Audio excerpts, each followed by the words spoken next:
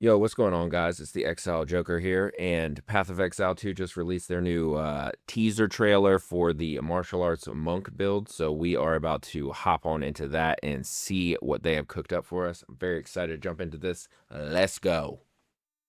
The dreamer showed me a path. But through discipline and training, I have forged my own.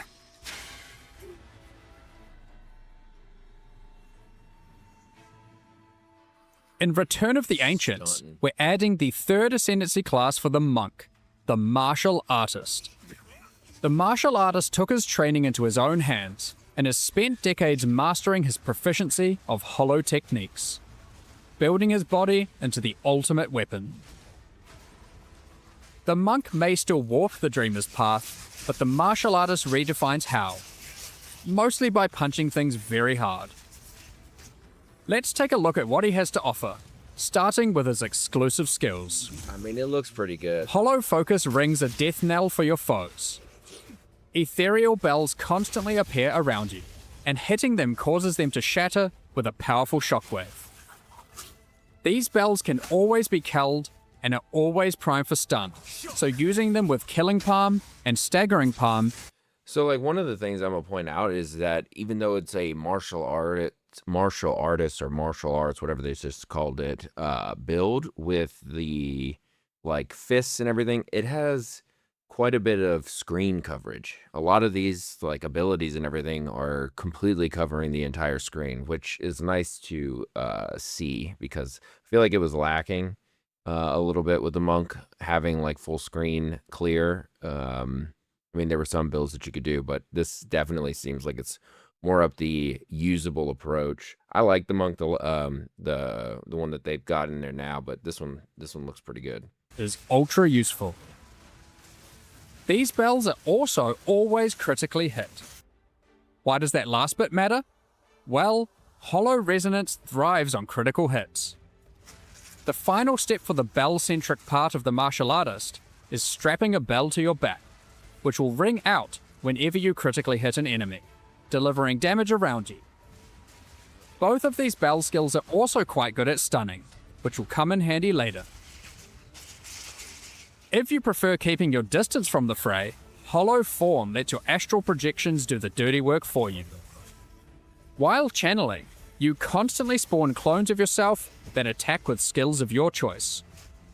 You can also spend power charges to spawn triple the clones for maximum damage and maximum ruckus.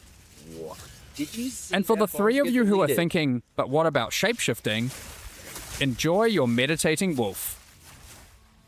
Of course, the martial artist has plenty to offer besides new skills, such as taking pride in his Ezomite training by tattooing runes into his flesh.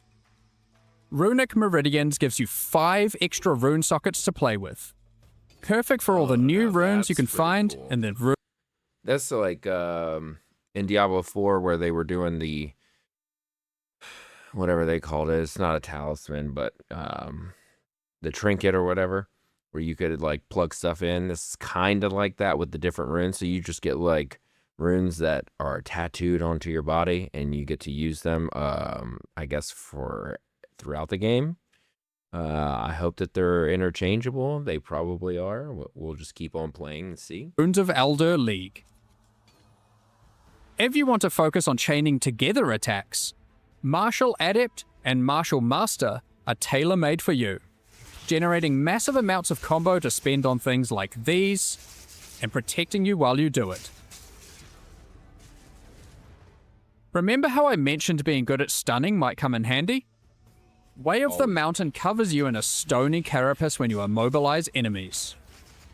The stacks are easy come, easy go, but provide massive benefits, causing your attacks to deal a lot more damage, and reducing the damage you take from smaller hits to a tickle. Last, but certainly not least, let's put on some nice normal gloves and... wait, what the heck are these? Way of the Stonefist transforms any gloves you equip into fists of stone until you take them off. These gloves grant truckloads of evasion and energy shield, but more importantly, they transform the explicit modifiers on the gloves you equip, and yes, it works. Hold up. Gloves you equip have their base type transformed to Fists of Stone while equipped, and their explicit modifiers are transformed into more powerful related modifiers. So regardless of what you put on, you're always going to get +3 to evasion rating per level and +1 to maximum energy shield per level. I'm assuming that's per character level, not item level. So that's pretty insane, right? Like in the beginning of the game, I guess not as much as in the beginning, but still, that's a pretty cool feature. I've never seen that done before in a game. On everything. This, that, and yep, even these. Needless to say, there's a lot Per to player discover level. about this one. So that's what the class can do, but how does it come together in practice? We've got a couple of endgame builds to show you to demonstrate the might of the martial artist. First up, the snowbound executioner wields a big staff, bells, and a very well-toned body to ice out his foes. Sounds like me. Shattering Palm Sounds like and me. Herald of Ice mow down packs of enemies and continuously trigger the shockwaves of both our bell skills. Because we're constantly freezing enemies, we're generating lots of Mountains teaching stacks to keep the damage flowing and protect us while clearing. And we're also taking full advantage of Way of the Stonefist with this monstrous pair of gloves. Against tougher targets, we switch to Ice Strike and deploy even more bells per second with a Temper spell. Our cooldown reduction also allows Hollow Resonance to trigger as frequently as possible for even more damage. If you'd rather a little more fisticuffs, we've got a banger of a Hollow Palm technique build for you here. If you didn't know, Hollow Palm technique is a keystone on the regular passive tree that turns your fists into weapons in their own right, so it's perfect for martial artists.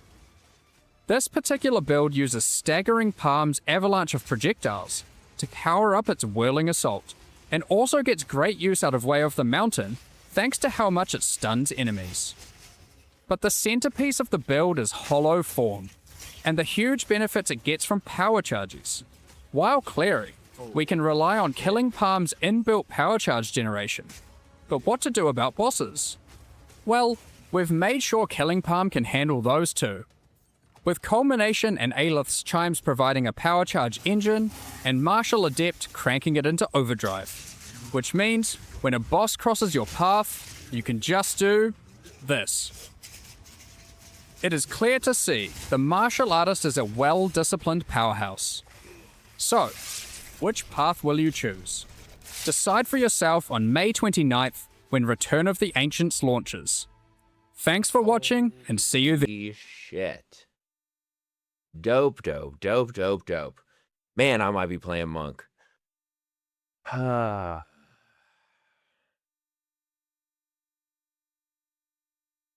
don't know what I'm going to do.